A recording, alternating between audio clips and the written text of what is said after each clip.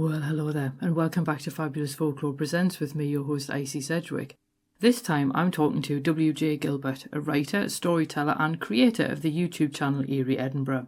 Based in Edinburgh, he's the author of the best-selling Hidden Haunts Scotland, Hidden Haunts England and Ghostly Tales of the NC 500, a haunted journey through Scotland's most legendary road trip route. His next book, Hidden Haunts Ireland, is currently in development. His writing explores the eerie overlap between folklore, history and the paranormal, with a particular focus on the overlooked, unreported and half-forgotten stories that linger just beneath the surface. In this episode, we chat about the importance of keeping humans at the centre of ghost stories, the link between ghost stories and local history, just why everyone loves a white lady ghost, and how to preserve stories of ghost encounters for posterity. Enjoy. Hello there and welcome to Fabulous Folklore, the podcast for all things folklore, occult and just a bit weird. I'm your host, Icy Sedgwick, blogger, fantasy author and your guide into these rather mysterious realms. I've got some rare things to show you, so come on in, take a look around, but be careful not to touch anything. These things sometimes bite. Hello and welcome to Fabulous Folklore. How are you doing? I'm very well, Icy. Thank you for having me on. It's my absolute pleasure. I think everyone's going to really enjoy just listening to your accent, to be totally fair. I think your accent wins in the battle of accents. Well, we're both from like the right end of this big island, I suppose I would argue. We are, yeah. Speaking of this island, obviously you've written 2 books now in the Hidden Haunts series about Scotland and then England. And I think you've got a third one coming as well, but we'll come back to that later on.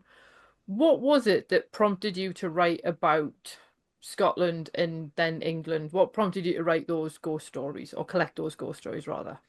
Really just the whole reason I started with the Eerie Edinburgh stuff. Being in Edinburgh, it's probably similar to being like people from York. You hear so many of the same stories over and over.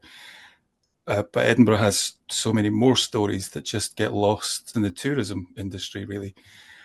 You know, if you think about Edinburgh, you probably think about Greyfriars Kirk, and you probably think about the Edinburgh Vaults and possibly Mary King's Close. Those are 3 stories in an area where there's probably about 40 or 50 different stories, but you never really hear about these other stories. And it feels there's a wee bit of a danger that these stories will get lost because they're not quite as marketable. You know, there's no central character for a lot of these things, so you can't really put them into a calendar or put them on a ghost tour, that sort of stuff. So the Hidden Haunts Scotland book came about from the YouTube channel. I kind of identified the stories that I thought were the ones that were the least well known, the overlooked and kind of unreported. There's a few stories in there that are listeners or subscribers' stories that contacted me. Some of them are like the Ghost of Lairn Farm, or it was a property that my parents used to own in the middle of Scotland in a place called Loch Rannoch that I can't find any documented evidence of. And there were stories that were told to my parents when they bought the property from the owner who'd lived there for over 90 years. The only curator of these stories, for want of a better expression, was the previous owner. So I just kind of felt like these are stories that I need to bring back into the conversation about ghosts, or just keep something in print so that they don't get lost forever. So I did the Hidden Haunts Scotland first, and then I thought, let's expand it out a little bit to England.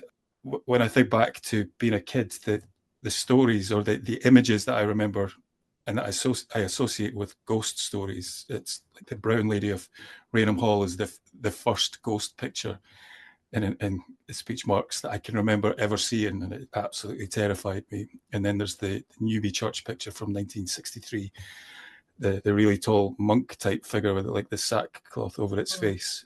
So whenever I conjure up an image of a ghost, it's probably going to be something from England. So it felt right to go south of the border and have a look for my own benefit, as well as for the benefit of the stories and for the readers, is just to do a wee bit of research and learn a little bit more about what happens south of the border.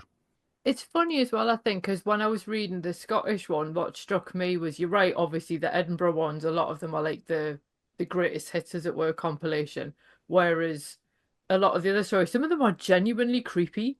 And I think the English ones might be possibly known like in their local areas, but then even then, beyond that county line, as it were, I think there might still be some people who've never heard of them. And obviously, because you've got people actually telling you stories themselves as well, it's a good way to sort of capture those ones that have never been written down, I think. Exactly, yeah. And the book that you kind of referenced earlier, the third book, Hidden Haunts Ireland, I've got some really cracking stories that have come direct to me. And a couple of the episodes, the YouTube episodes, the one in particular that springs to mind, it's a submission from somebody, was the Parliament Square, and that was the Halloween episode. And that's possibly the best ghost story I've certainly in Edinburgh that I've heard of, and it's one of my favourite stories from any ghost story that I've heard. And I wouldn't have known about these accounts if I hadn't started this. It's a really nice feeling to have people reach out and have that trust in you to tell their stories, but it's also really nice to be able to bring these stories out to the wider audience and just shine a light on them, really. So would you say that's what makes these stories different from collections that people might have read before? That some of them might actually be slightly more recent hauntings, I guess, but then because some of them have that more, I don't want to say personal touch, but because there's that sense of it being like a personal report, it kind of loses that tour guide sheen, which I think can sometimes make things seem a bit more cinematic than maybe they were in real life. Yes, I think that's a really good way to put it. I think specifically in Edinburgh, there is that tour guide sheen, as you said there.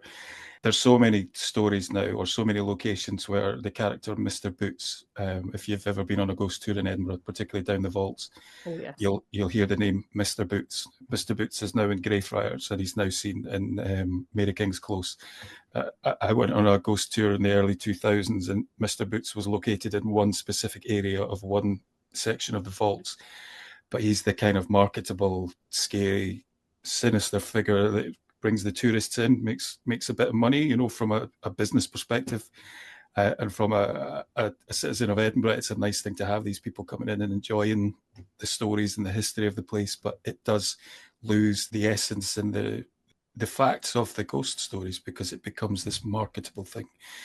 And when people are contacting me, I try and keep it as close to their words as possible. The Parliament Square story, that episode, is effectively what the witness, Anna, when she first started speaking to me, it was over the course of a few weeks in the summer last year that she took her time and she just documented all her recollections and she put things in her own words. And all I do is relay her words. So it is, although it's me narrating them, it's her words and it's her first-hand account. And I try and do that with the books and try and keep it as close to their words as possible. Some of the stories I've had to just tweak it so it flows well within the books. But I don't want to take anything away from their experiences. That's the really important part. They're the better storyteller than I am, so I just want to tell their stories.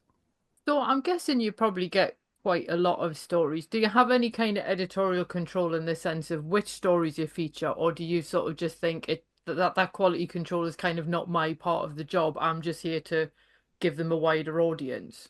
Yeah, some of the stories that come through, you have doubts on, to be honest. So thankfully, it's only a handful that's happened. Some of them aren't quite enough to go on to make like a chapter in a book or to put together an episode, but they're things that I can add into, like in the England book.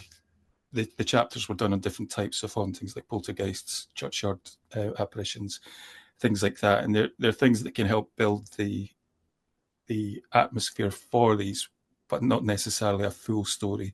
So, I will decide whether I think that this is something that I want to put money into. Ultimately, this is the thing. I think the thing that people like about what I do is that I present them in a non-judgmental way. I just tell the story. I don't try and bring in demons or anything like that. I'm not Coast Adventures. Um, it's just a case of just trying to create an atmospheric story that people enjoy listening to on a Sunday night when I stick the episodes out. Yeah, sorry, that was a nice sassy little comment there. Yeah, I know what you mean. I think it was funny when I had lots of listeners send me various experiences like for like a whole sort of 3 episodes last year. And I think that was my thing. It was like these stories are experiences that have happened to people. And while I'm quite a fan of debunking stuff quite often, I don't like to debunk people's actual experiences that have come to me and told me these things, because I'm like, some of them you're like, wow, that's genuinely creepy. That would totally and utterly freak me out if that happened to me. And then other ones you're like, oh, that's just cool. So it was that sense of wanting to just preserve them and then make them available to a wider audience, I guess. So it is that sort of sense of how do you fit things together. One thing I was going to say I really like about the books as well is the way that you start each sort of chapter or section or whatever with a bit of history to give a bit of context so that these stories aren't just kind of floating in the ether. They are actually grounded in the context of the place. And I think that's particularly important where something like Edinburgh is concerned, because I think you can't kind of have the ghost without the history. So do you think that in a way ghosts are quite a good, I don't want to say gateway drug, but you know what I mean, into Mm. an interest in local history, or do you think the local history gives you an interest in ghosts? That's a good question. I think for me, it's a little bit of both. I really like history, particularly Scottish history. You know, I'm Scottish, so I'm biased with this. But living in Edinburgh, I realise how lucky I am. Just being absolutely surrounded by, up to 3,000 years worth of history. I can walk down the Royal Mile and I can still see things that I've never seen before because there's so much to look at and so much to take your attention and so much to distract you. Like one of the stories in the Hidden Haunts Scotland book is about the Museum of Edinburgh, a Hmm. place that I've been into a lot of times. I never thought of it as a haunted location, even though it's like about 400 years old. It's probably going to have some stories attached to it. And when Lindsay contacted me, she was the lady that gave me her story and talked me through experiences that she had. That's when I started to look into the history, and I realised that the Museum of Edinburgh isn't one building like I thought it was. I think it's three different townhouses that have been adapted into one building, and it's one of these classic. When the building work starts, that's when the experience is really ramped up. Mm. I would never have known that if I didn't know about the ghost stories. So it's a little bit of both. Places that take an interest sort of spur me to think, well, is there something else? Do the stones speak? And then I'll look for a supernatural, or if I find out about a supernatural element, I'll look for, particularly for the storytelling, I'll look at the history and see if there's something that I can help really maybe not ground the supernatural side of it, but just help bring an understanding of what this is, why this could be a haunted location, if that makes sense. Yeah, absolutely. So, would you say then that there were any particularly common types of ghosts in the stories that you've come across, either ones that you found in various sources or that people have told you, or is it like all bets are off as to what kind of ghost is going to appear in a story? One thing I've noticed over the past few months is, and this is something that I've started to write about. I've got two books on the go just now. One of them is the Hidden Haunts Ireland book, and the other is a sort of explorations of the darker ghosts. I'm not, I kind of teased about ghost adventures there. I'm not talking about like the demons or anything like that, but there are stories that, as somebody who believes in ghosts but has a more scientific grounding with it, I'm not sure how I feel about like spirits and things like that, or whether it's like there's a scientific reason. Like this, the stone tape theory is the one that springs to mind. I know that's kind of pseudoscience and things, but it really sticks with me. It makes sense in my head, although I can't explain it properly. So the stories that I'm kind of looking into just now and having a think about are the ones that don't fit that kind of narrative, and they're the things that something's been disturbed. So I mentioned the Parliament Square story. Parliament Square is a place in Edinburgh that's just behind St Giles Kirk, and if you go back before Parliament Square was built, the area that it stands on used to be a graveyard for St Giles. So they've moved the bodies from their classic poltergeist movie type thing. There's the Rerick Poltergeist, which was an episode that I did a couple of weeks back called the Preacher and the Poltergeist. And I didn't think about this until after I'd done the video. Somebody contacted me on Twitter who knew a little bit about the area, and they kind of touched on the poltergeist activity happened after some sacred stones were moved and some sacred trees were cut down as well.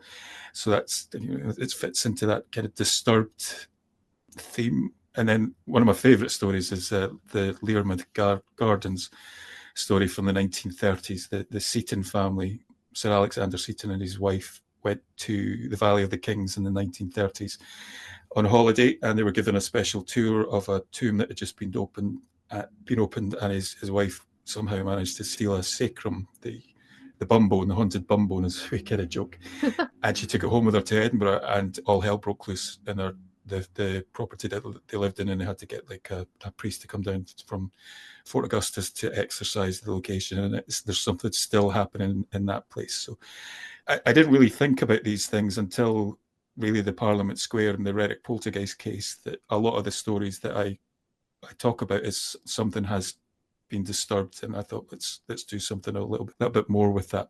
Scotland seems to have quite a lot of like white ladies, green ladies, grey ladies in particular, and pink ladies. So the lady ghosts are quite prevalent in Scotland, and everybody loves a white lady ghost. I love them.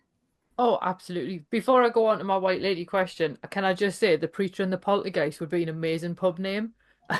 Yes, let's go into business there. Let's do it. But yeah, I was so pleased to see White Lady stories because I think anyone who's listened to Fabulous Folklore for any length of time will know that I'm particularly fond of Grey Lady ghosts. And I think my favourite is the one at Sunderland Empire, who apparently sits in the gods and just kind of watches the performance to make sure everything goes well. And I love the idea that there's like an office manager type ghost kind of still hanging around and it takes the form of a Grey Lady.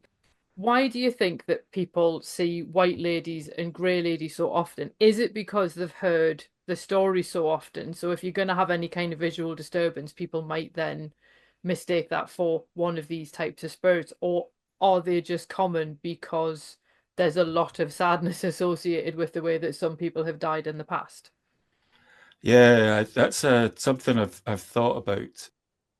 You know, there is the folkloric level. You know, white ladies are everywhere. I think every I don't know about every culture, but every place that I've read up on the ghosts, you'll find at least one white lady ghost. You know, there's the White Lady of Corstorphine along the road from me, which is one of the stories that I cover in the book. The Museum of Edinburgh has a woman in white.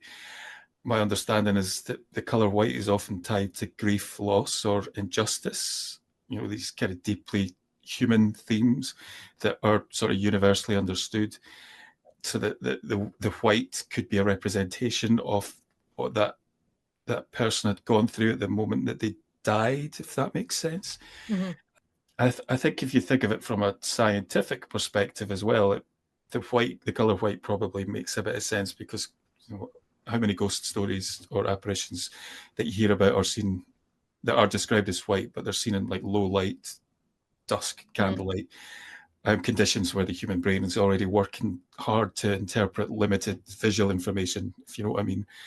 So, I'm not a brain scientist, but brains tend to prioritize contrast, and pale and light colored shapes stand out more against the dark background. So could that explain why white ladies are so prevalent? Or could it be that more spiritual, folkloric tie into the grief, loss, that sort of thing? But they are everywhere. You could go to any city in Scotland or any region or wee town, and there's probably going to be a white lady ghost. You know, we used to have one apparently in the woods behind where I lived as a kid, but I'm kind of sure that was just the parents telling us that there was a white lady in the woods to keep us out of the woods. But I'm still terrified of the idea of a white lady all these years later. Yeah, it is an interesting one. Thinking of is it this or is it that? I mean, it could always just be both as well. Mm. I always love the both and stuff that you get with folklore in particular, where it's like you don't have to pick a favorite, you can just go for all of them at the same time. Yeah, yeah.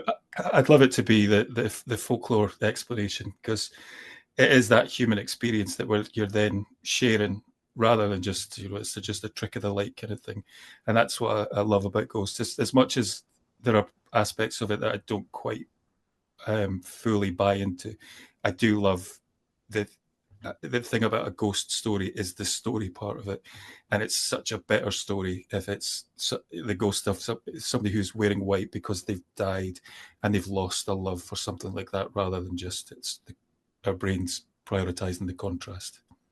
Yeah, and I suppose you you'd rather it was something a bit more epic than that, rather than because I think when you consider how many people probably would have died in accidents, and you might have had people who had like really embarrassing deaths, you wouldn't necessarily want to draw attention to that. Perhaps I don't know. If I ever meet a white lady, I'll ask her. But it was interesting that you mentioned there about the story being the important part, and the fact that obviously you can't have a ghost without someone having died at some point, which obviously it is, along with paying taxes, the only thing we can guarantee. And I think because we were talking about like tourism and that tourist sheen earlier, do you think that there can sometimes be the danger that those original humans get forgotten about when ghosts then become sensationalized for tourism purposes? Because I get a little bit icky about that when I hear tour guides sort of forgetting that a real person was involved. Like I was just in London last weekend and I walked past a tour guide who was giving all of his spiel about some of the Jack the Ripper murders. And I always get really annoyed because a lot of them go to the wrong locations, but that's just me being a bit of a Ripper geek. But it was the way he was describing the victims. And I was like, hold the phone. First of all, you need to get up to date with the more recent research that's been done on them. But secondly, they were real people. So, regardless of why they were out on the streets of Whitechapel of an evening, that was still a real person that something absolutely awful happened to. So do you think that that can sometimes happen a little bit when these stories do then start getting passed around as tourist fodder, that people forget that there was actually a person involved? 100%. I think the best example that I can give for that is Greyfriars. When you think about Greyfriars, you'll hear the phrase the Mackenzie Yeah. poltergeist. For the listeners, if you don't know, Mackenzie was a judge, to put it simply, in 17th century Scotland, who was tasked with charging and imprisoning the Covenanters.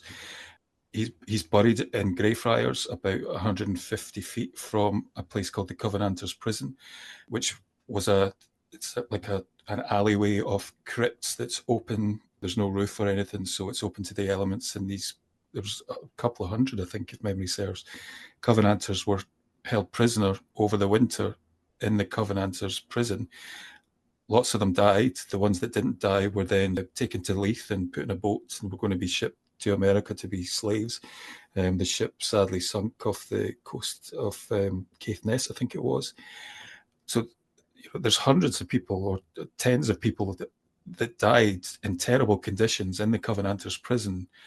And in 1998, a homeless person was looking for somewhere to sleep and broke into the Mackenzie crypt and disturbed the remains in there. And ever since then, there's been all these violent attacks in the Covenanters prison, in one crypt in particular. There's thousands of people that have reported being scratched or fainted or slapped or something. But it's spoken of as Mackenzie, the guy who sentenced and imprisoned the Covenanters, is the person that's behind this. And we completely forget that hundreds of people were held prisoner there and dozens of them died because of this man. So to me, it's far more likely that if there is something there that's haunting and angry and vicious and lashing out, it's going to be the people that died there and not the person who lived a life of luxury and who's buried in the Black Mausoleum, this big, impressive crypt. We just don't talk about the people that died there because it's that central figure, that lone, sinister character, that Mr. Boots type person that's really marketable, that you can have, you can create your images and you can put on your calendars and stuff like that, or you can dress up, your tour guide can dress up like them. But we've got all of this human tragedy that happened just 100 or so feet away from there. Yeah, it is an interesting one. Obviously, I've got an episode if anyone's interested on Mackenzie Poltergeist because I've done the walk that goes into the Covenanters prison, and I remember just sort of thinking like this is a really weird thing to be doing anyway. Hmm. And right at the end, like the tour guide had everyone shunted into the crypt that's supposedly the most haunted one, and I'm like, that's a weird thing to quantify, but whatever. And then some like person in a mask jumped out at the end to give everyone a jump scare, and I was like, whoa, how like inappropriate is that? Yeah. Oh, and then it's quite interesting. The second time I was there, some woman was claiming she could smell sulfur, and I was like, oh, someone's been watching their American Demon Hunting. Yeah. Because I was like, who even knows what a sulfur smells like? You would at least say that smells like rotten eggs or something like that. You wouldn't identify sulfur. But yeah, it is such a horrible period in history that I think a lot of people will overlook in favor of, and I suppose I'm to an extent, guilty of that because I did an episode on the poltergeist, but I did include the history as well. Because like we said before, you can't actually understand who Mackenzie is without actually looking at who he was and what he did in life. Yeah, and he was no different to people at the time. His actions weren't particularly barbaric. Well, they are when we think of it through a modern lens, but he meted out justice as justice was at the time. There's so many other characters throughout history who have been worse than him. It just, to me, it doesn't make sense that he would be the person that haunts that location. It would be somebody else. And I probably sound quite, I don't think bitter's the right word, but hopefully you know what I mean by that, Yes. about how people are treated. On the plus side, it does encourage people to learn more about it, like you said, and like you've done with your podcast. And it gives you access to areas of the city that you wouldn't normally get. So, it's nice from that perspective. It allows people to learn a bit more about Edinburgh and about the people, but it just feels a little bit of a cynical market employee to have one character as the focal point for this story. It is a kind of weird sort of supernatural branding in a way. I suppose in a way it's a kind of obviously understandable why people would do that. And at the same time, but there's all these other stories as well, though. And I think anyone who's interested in ghosts is going to want to hear all of the stories. Like, you don't need to have the Gene Simmons of the ghost world sort of knocking about, getting in the way. All that being said, then, and this is an awful question, I apologize in advance, but whenever I ask people questions about a collection of something that they've done, this is the obvious question I ask. But do you have a favourite story from the two collections that you've done so far? Yes, I do. Probably have a few, but I think the one that when I was reading it that chilled me the most and gave me the creeps is either Queensberry House or Blackett Place. And Queensberry House is one that I've known about since I was a kid. My uncle used to tell me the story. It's a location on the Royal Mile. It's built in the 17th century. It's actually now part of the Scottish Parliament, but it was owned by the Marquis of Queensberry at the time of the Act of Union. So the irony is he was a big supporter of the Act of Union, and now it's part of an independent Scottish Parliament. But he had a son who, how did they describe him? It's not very PC, the language that they use to describe them. Yeah, it's not, but he had issues. We'll say I can't quite remember how he was described, and I don't want to offend. And they, as they often seemed to do at the time, rather than deal with them, they locked him away. I think he was 10. And on the day of the signing of the Act of Union, the residents of the house, it depends on the history that you read, there was either riots in Edinburgh or there were parties in Edinburgh. So these people left. Well, he was quite a prominent figure, so they felt it was better to either be away from the house or go to one of these parties. But they left the son locked up in the basement, and they left the kitchen boy in charge of the property. And when they returned to the house, they walked into the smell of cooking, thinking that the kitchen boy had prepared a meal for them. But when they got to the kitchen, they realised that the son had escaped and he'd murdered the kitchen boy and was roasting him on the spit, which is an awful fate for anyone. But the kitchen boy was a 12-year-old boy at the time. That sounds quite folkloric, but there are ghost stories associated with the kitchen area. The house has been various things throughout its lifetime. In the 50s to the 80s, I think it was a nursing home.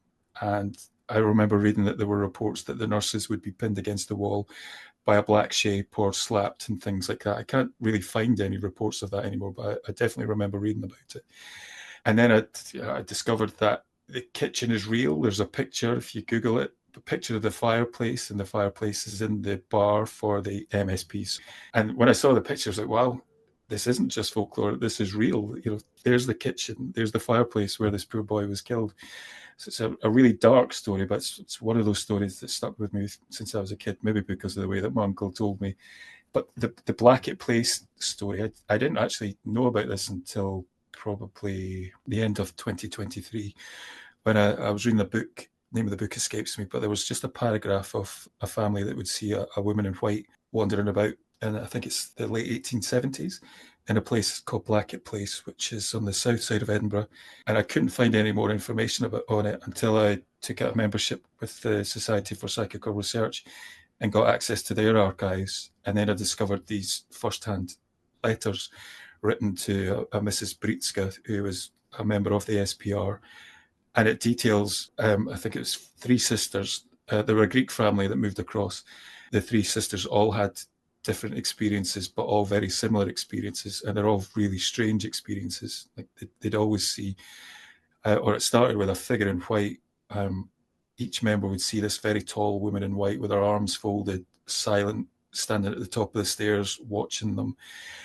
They'd see like a figure in blue in one of the rooms that would, it gave off this blue light and it just disappeared.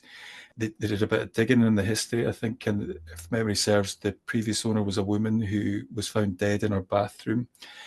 One of the girls, I don't know if we would call it narcolepsy now, but she would see the woman and then she would pass out regularly, and she would be found quite often like just asleep on her desk. And the last thing that she would see was the woman coming towards her. One of the sisters saw what they described at the time as a demonic male face emerge from a cupboard and just stare at her for a few minutes. The face was, I think they described it as swarthy, but with a more yellowy complexion. And I just remember thinking, this is going to be like it's a woman in white, so it's going to be like a woman walks through a hallway, through a wall that used to be a door. And then I read these letters and I was just like, this is some story. It is a cracking story. If anybody ever wants to watch one of the episodes, go to the Blackett Place haunting. It's a fabulously weird account. That certainly sounds like it's got a little bit of everything going on in it. Yeah, it does. It's a real smorgasbord of different types of ghosts and experiences. I remember reading one of the comments after I put the video out, and one of the people suggested that the woman who died in the bath, I think it was marked as she took her own life at the time, but they thought that the yellowish faced man could have been a person who'd broken in and murdered her, and that's why this unrest was happening in the house, which I thought was quite an interesting take on it. Yeah. I know I sometimes wonder when you start getting collections as well like that. In this case, probably less so, but more generally, you do wonder where is the dividing line between something being a ghostly haunting and something being something like a house spirit or even like a fairy of some description. Like, is there a dividing line? Are they all just knocking about doing their thing and occasionally we get to have a glimpse of what they're doing? But that might be me just being a little bit more metaphysical than usual, I guess. I don't know. That's also a bit of just a general pondering, I think, for the future.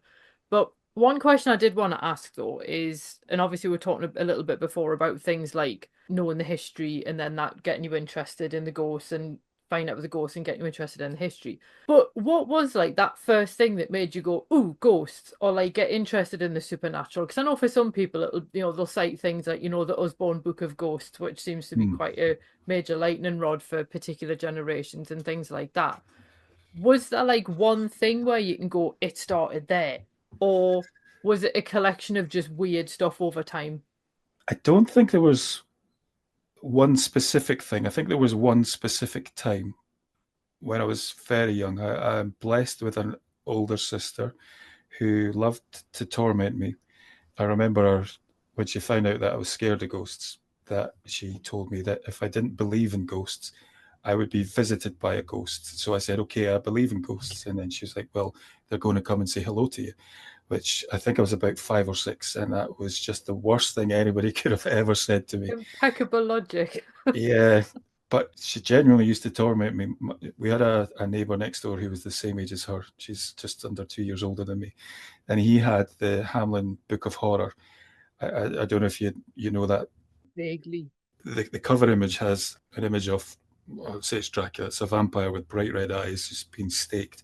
And that absolutely terrified me. And she used to leave that book on my bed.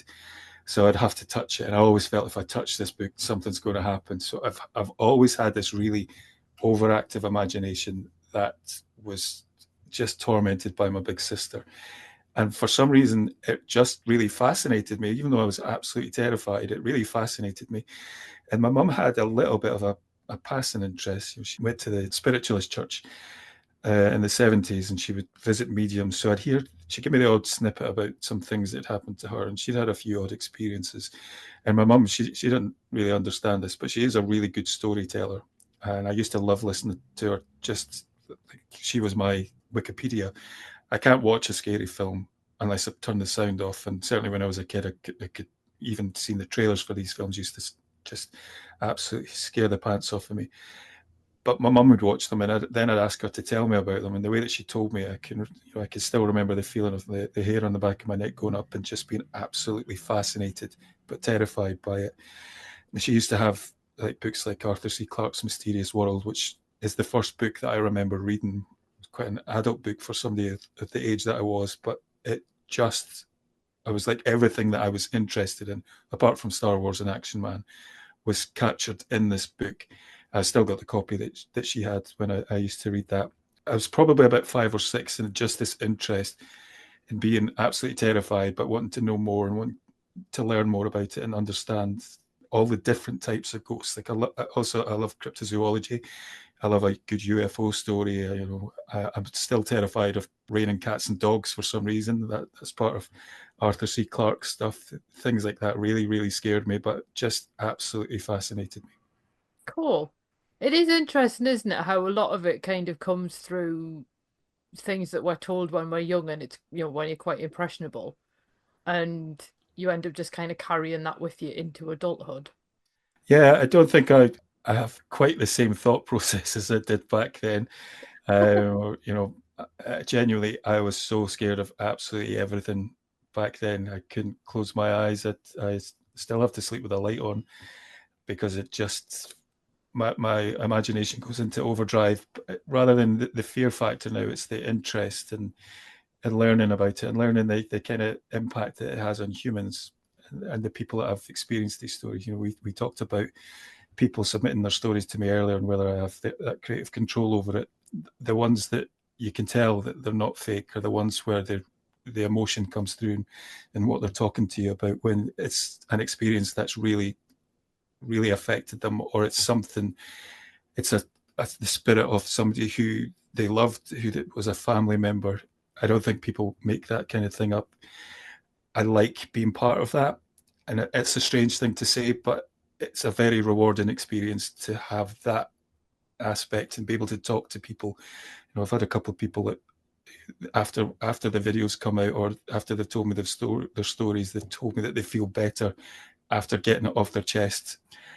So I've moved from it's nice to be absolutely terrified to it's really interesting to be a part of this, maybe not a part of the story, but to understand the story and to learn about it and the impact that's having on people. If I don't Yeah. know if that makes any sense. It does. And I think sometimes just kind of seeing somebody in the fullness of their experience that they've had and like witnessing them in that and being like, yep, I'm totally with you in that experience, I think can be quite a good way to both build that human connection, which I think we kind of miss quite a lot nowadays, but also for the person who's had the experience is probably quite therapeutic. I mean, all my experiences have kind of turned into silly anecdotes because nothing's ever been bone-chillingly terrifying. Everything's always just kind of be something weird's happened, or I've even gotten annoyed at weird stuff that's happened before. So I'm kind of completely the other end of the spectrum. But I love hearing from other people because I kind of go like, oh, A, how does that fit into my conception of how Mm. supernatural works? But then B, this person's had this experience and I want to be there for them while they're telling me that in whatever format that happens to be. So I think it is quite a, I don't want to use the word therapeutic even though I just did, but I do think there's something quite human about it. Yeah, I agree. I've not had a lot of things happen to me, but I remember the first time I ever told somebody about the first thing that had happened to me, and I can remember shaking almost with excitement when I was relaying it, and the person, they commented, "I can see how much this means to you because of the physical reaction that I was having." Because it's like I still get it now. People take the mickey out of me. Well, maybe not take the mickey, but there's like a wry smile comes on their face when they they learn that I tell ghost stories on YouTube until I tell them that I get paid by YouTube to tell ghost stories. And then, oh, really? How much do you get paid? It's not as much as you think. But there is still that stigma with things like ghost stories. Why do we never see dinosaur ghosts, or why do we never see the ghost of animals? Actually, we see lots of ghosts of animals. Well, why don't we see people in modern clothes? You could be walking past somebody who's a ghost in modern clothes, and you just don't recognize it. So yeah, there is a therapeutic angle to it if you find the right person to tell your story to, and they listen to you, and you trust them with it. I know that from my own experiences. Yeah. I've sorry, you've completely just put me off on a mental tangent of dinosaur ghosts now. Well, it could And be. I'm like, that is like a Netflix series waiting to happen, really. But it is interesting, I think, because obviously I have a background in film studies, and one of the things that you notice in film by comparison is where ghosts in popular culture in general, I think, seem to have been like everywhere for quite some time now. Obviously, be that through programs like Most Haunted, or obviously the more recent iterations on telly, or obviously things like Uncanny.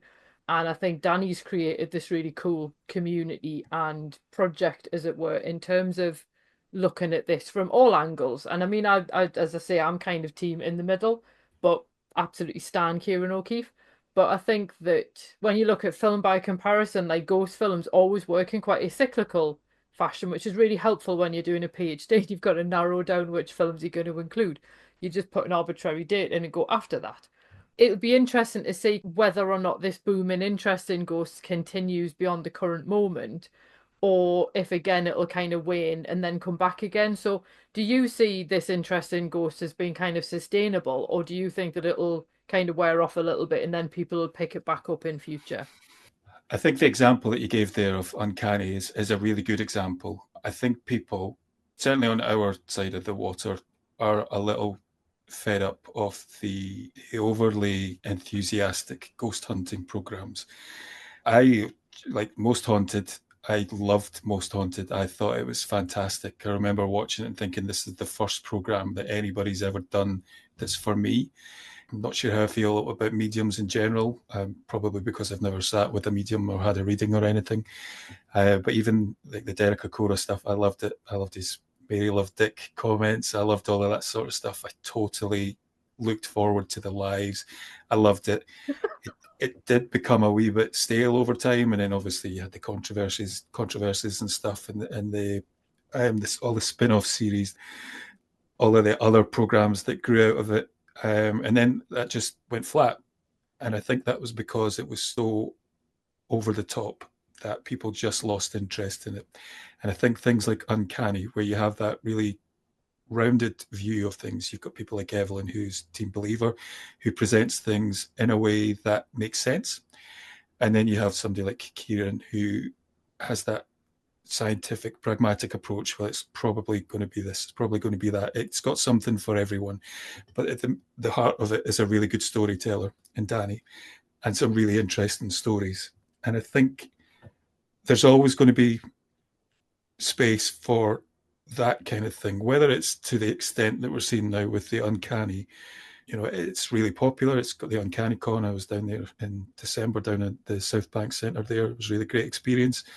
Whether that continues or whether that dies down, that remains to be seen. I think it will be quite cyclical, but I think the thing that people come back to is and I'm not blowing my own trumpet here, but I think it's the storytelling aspect. It's the human aspect of it, which we lost with the Most Haunted type programs. People do love a story. They do love a ghost story. If you do it right and you present it from the like we've been talking about, the human angle, I think people will always have an interest in it. Yeah, I think it is quite true that about the way that you could argue some of these programs jumped the shark, as it were, as the cool kids say, because there was a sense of almost having to top what was in previous Yeah. episodes. And it's like, but why? You're in a different location, it's fine. And it is that thing I watch. I remember when I had COVID, and I always end up watching the weirdest things whenever I'm ill. And I watched this series on Netflix, and it was this experiment they were running for how you had to actually be in a haunted location for like 28 days or something. Oh yeah, I know that one. Yep. And I got so invested in it, even though I was like, wow, this is terrible. And these people should not have been put in a location together because it's just such a clash of personalities. And no, using a mirror is not going to open a portal. What is wrong with you? And I was just getting all these things coming out of it. And I really got so invested in it up until the final frame. And I've like, you've just completely and utterly undercut that by implying that one of your actors is now being possessed or something. And I thought, I I sort of find that sensationalization of stuff and the inherent need to make everything a Christian issue Mm. deeply unhelpful. And I think that, yeah, at least with Uncanny, because of the fact that you do sometimes have things like, oh, here's a UFO story, or, here's a poltergeist, or, here's just something a bit weird that's hard to characterize. And I think it sort of feels a little bit more like experiences that other people could imagine, like their neighbor telling them or somebody that they work with or something like that. Whereas, like, if anyone came in and was like, oh, I got possessed at the weekend, you'd be like, what again? It would be really quite boring, I think, after a while. Yeah, it's like ghost TV by numbers at times. You before when the program starts, you're like that person will get possessed, that person will get scratched. You just lose it. It just gets boring. I still watch the reruns of, or not reruns, but I'll go on YouTube and I'll watch things like Most Haunted. But I'll stick to the historical aspect of it when they're just telling the stories. There are a few of them that I still watch, but for the wrong reasons, just for a bit of giggles. But yeah, I think the story angle of these things is what keeps people coming back. And I've not long finished watching a program called, I think it's on Prime, called The Unbinding. I don't know if you've Uh-huh. seen that. I know the name. Yeah, it's different, and that's what's good about it. The people that did it, they did another series, I think about 2018 or 2019. I can't remember what it was called, but it was all about, was it goblins and coincidences and synchronicities. So it was that supernatural aspect to it, but it was done in a really different way, and it was done in a way that was quite engaging. I'll try and remember the name of the program, and I'll message you about it. And the unbinding was about finding this, what they called a crone, little wooden statue, and that, or somebody found it in the hills, and it had nails in its eyes. Lots of weird events happened to them, so they had to do this unbinding ritual to return this, what ended up being a goddess, to the earth. And it's not something I particularly buy into, but I just find it really interesting to watch.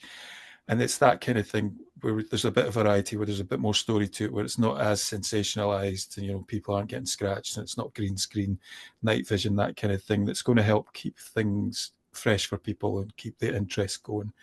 As long as the story to it is a good story. Is that the one with the new Kirks? Yes, I think so. Yeah. Yes. Yes, I know which one you mean. It's always really funny when he said night vision there, because obviously I used to do so many paranormal investigations when I first moved back to Newcastle, because in terms of historical locations, you can't really move without falling over another one. And I think it was quite interesting. Obviously, I've done a couple of episodes where I've mentioned investigations I've done with Rob Kirkup from How Haunted. And it's hilarious because we're kind of standing around like, when's something gonna happen? And honestly, I'm like such a child on these things. And you sit there go, this is not like it makes it look on the telly. And you get excited because something moved. And it's all very slow paced. And you can see why they have to cut the programs the way that they do. Because if you were to do them the way they actually appear when you're on an investigation, it would be really quite dull TV. It would kind of almost be like supernatural ASMR in a way. And there's probably a niche for that. But I think the one I always enjoyed was the Haunted Collector, and it wasn't so much the actual items that they used to take away, although I'm still wanting to pitch to one of the networks this idea of like the Haunted Collector meets Cash in the Attic. So you have to find the haunted item in the house and then sell it at auction. I just thought that would be a brilliant crossover. But the thing that always fascinated me was getting to see inside these like places I wouldn't normally get to see inside, like either dilapidated buildings or like derelict buildings, or also just buildings that have a lot of history attached to them. And I think it's that element of the space as well that's attached to the haunted, where obviously the person's important, but where it takes place is really important. And that leads me to my next question, because at the moment I'm doing Folklore of Churches month on Fabulous Folklore, because churches have a weird amount of folklore and stuff associated with them. So I was wondering, do you have any stories involving haunted churches that you'd like to share? Yeah, trying to think of them. I did write about haunted churches in Hidden Haunts, England, but I think we kind of touched on Greyfriars Kirkyard also. There's one that sticks out in my head, and I don't know if you'd call it a ghost story, more a folklore story. I wrote about it in what was the first book that I ever wrote, but the second book that I published, Ghostly Tales of the North Coast 500, which is like a guidebook for the North Coast 500 road trip in Scotland. But rather than where to get the best pies or best cup of coffee, it's where you find out about where ghosts were in the different regions. And there's a place called Bewley, Beauly. There's a Bewley Priory, and the story goes that there was a tailor who, I can't quite remember the reasons why, but he decided he was going to spend the night in the graveyard of Bewley Priory, and he was working on, I think he was sewing a pair of trousers or a jacket or something at midnight, and at the stroke of midnight, there was a disturbance in a grave in front of him, and a massive grey paw came out from the ground. It does have a Gaelic name, but I'm not going to even attempt to pronounce the Gaelic name. Something like, oh, I'm going to attempt it Spog Leith or something like that. But every breath that the tailor took, the creature emerged more from the grave until it was fully out of the grave. And it kind of interacted with the tailor. Sorry, my memory's gone now. I do like the story, though. Buy the book and read the book. It's in there. But basically, every time that this tailor breathed, the figure got closer to him, and he was trying to finish his stitching before he would basically run away. And he managed to do the last stitch, take a breath, and then ran into the church as the creature took a swipe at him. And it's one of these stories where you can still see the claw marks Mm. on the door into the priory. So it's completely folkloric, but it's such an odd story, that why would a tailor be there sewn at midnight? Why would the creature get closer with every breath that he took? And you've got the historical artifacts of the claw marks on the door. I loved that story when I first read about it. I love stories like that, because I was wondering, this is a slight side, I guess, but does St. Giles have any ghost stories attached to it? Because some cathedrals do, and others are just completely bereft of any kind of ghost whatsoever. I don't know of any specifically in St Giles. St Giles is a fairly modern cathedral by cathedral standards. I think it's an 18th century, if memory serves. If I've got that wrong, people don't at me on this one. But I don't know of any attached to that. But then you have the Parliament Square stuff, which is literally 50 feet from the back of St Giles. But there are so many other stories around there. There's Deacon Brodie's ghost is seen not far from St Giles. Greyfriars is probably a quarter of a mile away. If I could remember them, there's probably about 5 or 6 other stories around there. I'm sure Birkenhare's ghosts are supposed to be seen running through the cobbled streets of that area. So I don't know of any for Kirk, but there probably is. I mean, it's Edinburgh. There's going to be a story with pretty much every building. I'm pretty sure my flat's haunted. Don't tell my kids that, though. I was going to say, okay, there's a story there. Um, so I moved in here in 2013, and I bought the place from a lady who I'm on the second floor, and the stairs are very steep. I've still not got used to them after 10 years or 12 years of being here. But she was elderly, so she had to move out so she could live in a sheltered accommodation. And she left a chair, and we kind of used to joke that was the ghost chair. Thankfully, my kids saw the funny side of it, but I kind of actually think something may have happened to the lady after she moved out. I remember probably about 6 months after we moved in, I have a shower that was adapted for her, so it's got a seat in it. It's slightly raised shower. The shower basin, I remember getting up in the morning before the kids woke up. My kids were about 7 and 5 at the time. So I was getting everything ready to make the breakfast, and I went into the bathroom, and there was black sandy footprints in the shower facing out the way. they were smaller feet than mine, but they were bigger feet than my kids, and I can't really understand what caused that. In my bedroom as well, over the course of about 2 years, at night, I would always hear two knocks on my bedroom door, just kind of like knock, knock. And I thought it was my daughter. My daughter had a habit, thankfully she doesn't anymore, of getting up at 3 o'clock in the morning, almost like clockwork every night. And I would have to go through and just pick her up and cuddle her and put her back to sleep. So I thought, it's my daughter, she's getting up. And I'd wake up and I'd tell her to come in, but nobody would ever come in. And then I'd open the door and there'd be nobody there. And my daughter wasn't a great sleeper, so she did need a hug to go back to sleep. It's not like she'd knock the door and go back to sleep herself. And I do remember on one occasion hearing it while I was awake and then opening the door probably about 5 seconds later, and there was nobody there. It kind of feels like there's something still there. Nothing's happened for a wee while, touch wood, because I like my home to be a comfortable place. But it's an old Georgian flat. It's got a couple of 100 years worth of people that have lived in here. So who knows? But it's the black sandy footprints are the ones that stick out the most. That is a really, really weird thing, and it's the kind of detail that would stick in your mind because why would they be there? Yeah, just one set of footprints. It wasn't like somebody had got in and then turned around and then walked back out.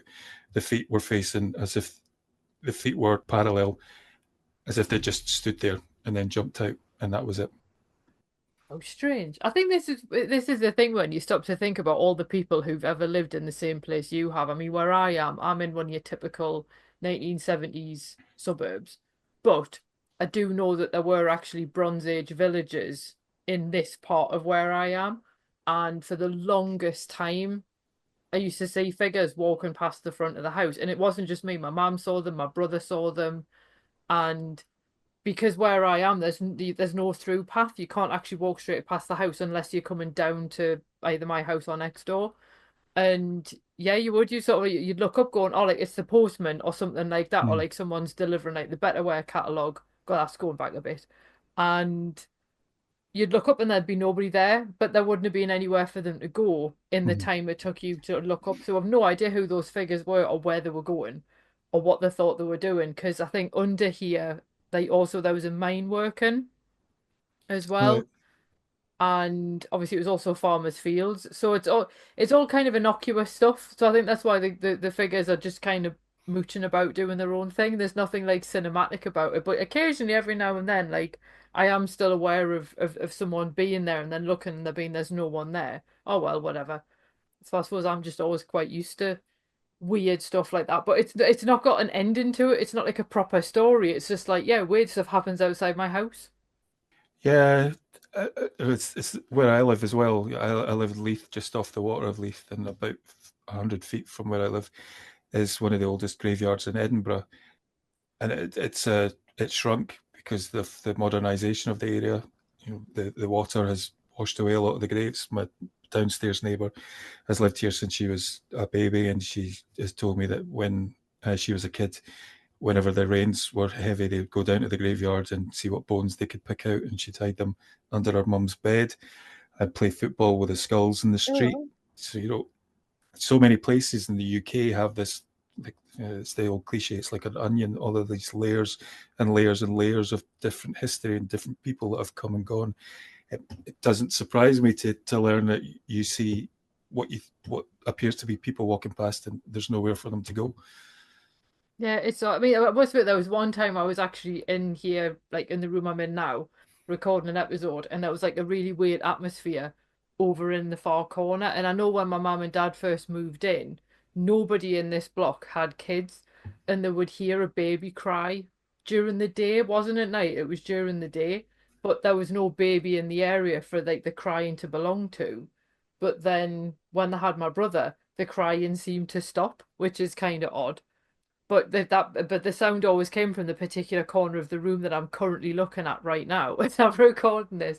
And I remember there just being this really, really horrible, like just sensation of just like ick coming from that corner of the room. And me being me, I'm like, oh, I'm recording. I know I'll do an EVP. Really stupid idea. And because I got a weird noise that sounded like someone saying something backwards. And then I was like, I'm never doing that again. Yeah. So I've never recorded anything else in here. But yeah, that's just a a stupid thing that it seems like a good idea at the time, which is my general banter, really. But on that, do you think we'll ever definitively prove that ghosts exist or don't exist? Or do you think that that's actually not the point of them? Well, I think ghost stories, it's not just about the evidence, it's about the meaning of the story, the humanity behind it. You know, the stories that I tell, it's kind of almost like an exploration of grief, guilt, and memories and the mysteries.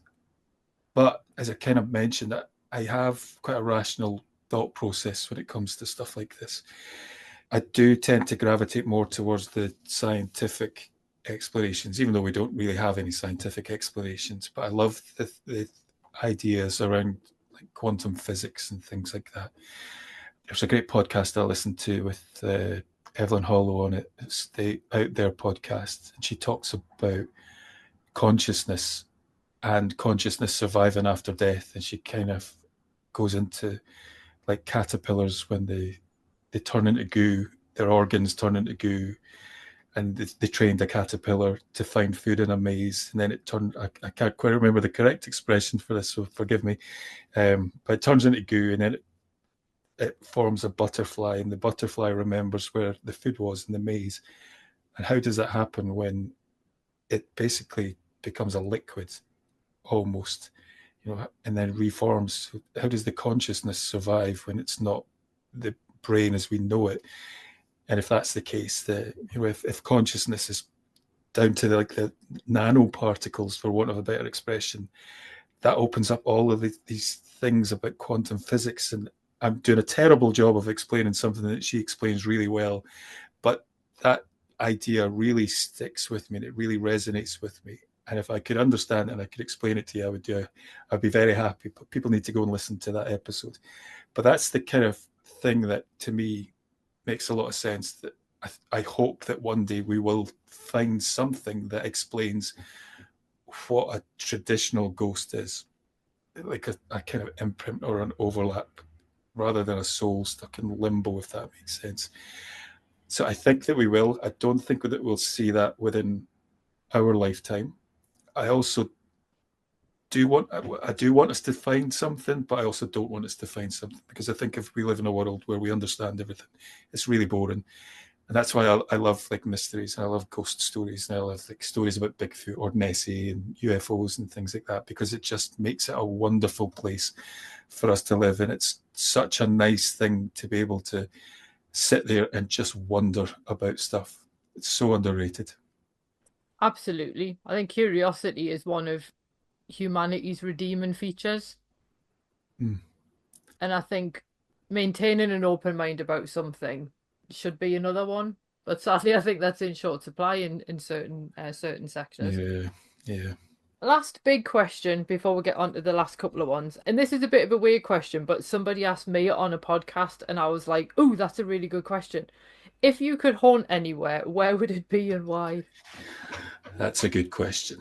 Where would I haunt? So I mentioned Lairn Farm, where my parents used to live. That whole area is my favourite part of Scotland. If you don't know Rannoch or Loch Rannoch, if you look at a map of Scotland, it's kind of almost directly in the centre. It's really remote. It's got a lot of mountains. It's just on the shores of Loch Rannoch. On the shores of Loch Rannoch is the mountain Schiehallion, which has loads of folklore attached to it. Schiehallion means, depending on the translation, it's got a few meanings, but one of them is the fairy hill of the Caledonians. So it's got a lot of fairy folklore attached to it. It's also the mountain that they calculated the weight of the world from, and the first contour maps were drawn using plumb lines. So there's something about that area that it's just kind of, when I think of Scotland, that's what I think of.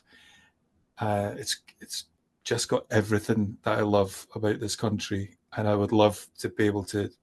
Some of my happiest memories, even though my parents moved there in '95 and moved out about a decade later, they weren't there that long, and I lived in Edinburgh at the time. But I just remember feeling so much peace when I would visit them. And it was also one of the scariest places that I've ever been, because there's absolutely no electrical lights when you step outside in the dark. You're in the dark. Ooh. But I really, really loved it. And to be another, they've got 3 ghost stories associated with that land. To be a 4th ghost story associated with Learn Farm, I think would be wonderful. Oh, see, that's a much better answer than the one I gave. What did you say? I said a cinema, and I wasn't really picking which one, but I was inspired by the fact that the Tyneside Cinema in town's haunted by at least 3 ghosts. The land where it currently stands used to be Greyfriars Monastery, and one of the ghosts is supposed to be one of the monks, and apparently it just sits in one of the screens and is supposed to just sit and watch films. And I'm like, that's genius.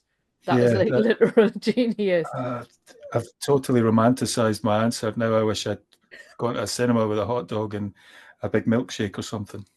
And there have been times I have been in that screen and I've been like, is he in here right now? Is he watching? I don't think he like this film. I don't. But yeah, I just think it's so lovely to sort of see where people would kind of like to spend the rest of eternity. And the idea of me just sitting there in the dark by myself watching films, I'm kind of like, yeah, that's sort of not that much different from what I do now. Oh God, that was a sad way to end things. So obviously you mentioned Hidden Haunts Island. Before I go any further, are you going to do a Hidden Haunts Wales? I might do. I've got some friends who are storytellers in Wales, and I feel like I might be stepping on toes when I do that and making some powerful enemies. So I'll see. I've always wanted to go to Wales, so this could be a really good excuse to go there and learn a bit more about the country and experience it for myself. But there's from Owen Staten. If you don't know him, I know you know him. Yes. But if your listeners don't, he's a really good storyteller. So give him a listen. You'll understand why Wales might be off limits for me. Only joking, but why it's also a place I'm really interested in. Well, I had Del's Badder on talking about the book that she did with Mark Love, Norman. love The Della. She's folklore great. of was it the folklore of Wales ghosts? Um, and I know my best mate's Welsh, and he's always like, you can't move without come stumbling over some kind of death omen. So I always kind of think, yeah, there'll be plenty there. And I think the approach you take would be really interesting to see a lot of Welsh history because I think a lot of people aren't really familiar with it. And it's such a shame because I think Welsh history is really interesting in and of itself. But I think it's just the fact that how that then links to their ghost stories is really interesting in comparison with England and Scotland. But that's just me pushing you to do more work, basically. So, what are you working on right now, and where can people find you online?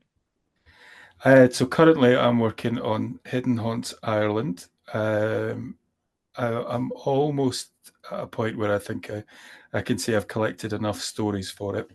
I just need to work on how I present them and find out a little bit more relevant and interesting history.